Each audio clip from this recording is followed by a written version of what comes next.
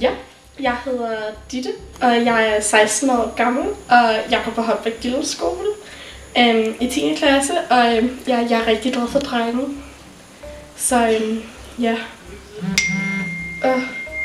Okay, jeg fik lige et match for Yellow. Ja, 2 sekunder. Okay, han er lækker. Så du en dem der i går? Ja. Snakkede du med dem? Det ved jeg ikke helt. Nå, det var meget søde, var de ikke? Jo. Okay, hvem var sødest? Ved du hvad, det synes jeg faktisk også.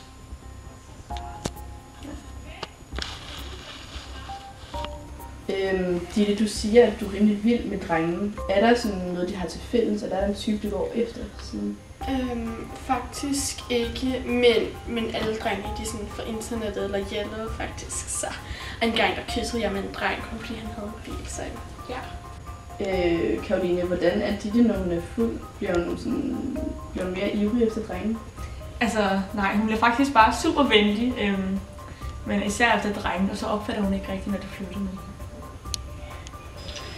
Karoline, hvordan synes du, det er at hænge ud med Ditte?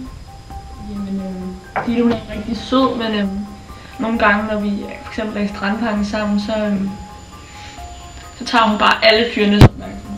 Det er sådan, alle drenge kommer bare hen til os, så det er kun for at snakke med Ditte. Og så bliver hun slet ikke mærke til, når de flytter med hende. Så det er lidt hårdt.